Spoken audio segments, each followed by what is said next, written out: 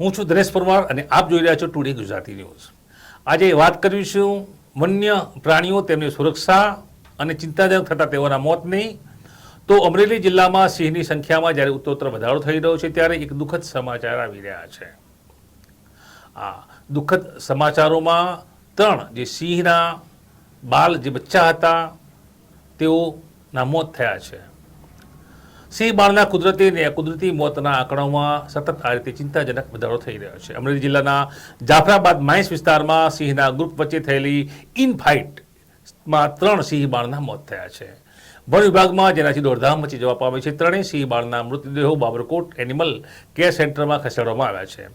ગુજરાતમાં છેલ્લા 2 વર્ષ દરમિયાન 120થી વધુ સિંહ બાળના મોત થઈ ચૂક્યા છે।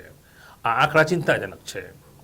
ત્યારે અમરેલી જાફરાબાદ રેન્જમાં આવેલા માઇન્સ વિસ્તારમાં સિંહના 2 ગ્રુપો વચ્ચે ઇનફાઇટ થઈ હતી। આ હિંસક ફાઇટમાં 3 સિંહ બાળ ગંભીર રીતે ઘવાતા મોતને ભેટ્યા હતા। આ ઘટનાની જાણ થતાં તાત્કાલિક વન વિભાગની ટીમ ઘટના સ્થળ પહોંચી હતી। 3 સિંહ બાળના મૃતદેહનો કબજો સંભાળવામાં આવ્યો હતો અને બાબરકોટ એનિમલ કેર સેન્ટરમાં તેમને પીએમ અર્થે ખસેડવામાં આવ્યા હતા।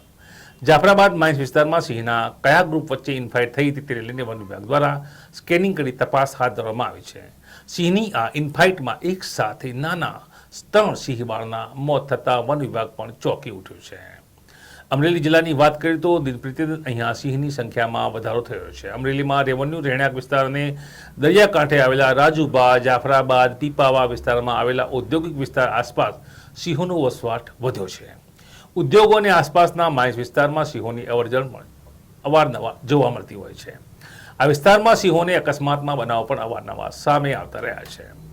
અહીં આપને આંકડાકીય વાત કરીએ તો ગુજરાત વિધાનસભામાં બજેટ સત્ર દરમિયાન ગુજરાતમાં થતા સિંહ મૃત્યુદર વિશે પૂછાયેલા પ્રશ્નમાં વન અને પર્યાવરણ રાજ્યમંત્રી મુકેશ પટેલે જવાબ આપ્યો હતો, જેમાં 1/1/2022થી તારીખ 31/12/2023 દરમિયાન રાજ્યમાં થયેલા એશિયાટિક સિંહના મોતનો ચોંકાવનારા આંકડા સામે આવ્યા છે। અહીં આ આંકડા જોઈએ તો માત્ર 730 દિવસમાં જ 118 સિંહ બાળનો તો 43 જેટલી સિંહણ અને 43 સિંહના કુદરતી મોત નીપજ્યા છે। છેલ્લા 2 વર્ષમાં સિંહ સંરક્ષણ માટે સરકારે 270 કરોડ 93 લાખ જેવી માતબર રકમ ખર્ચી છે, છતાં રાજ્યમાં પ્રતિદિન 6 દિવસે એક સિંહ બાળનું મોત થયાના અહેવાલો મળી આવ્યા છે। આ ચિંતાજનક બાબત છે। સરકારે વન વિભાગે આની ચિંતા કરવી જોઈએ। નમસ્કાર।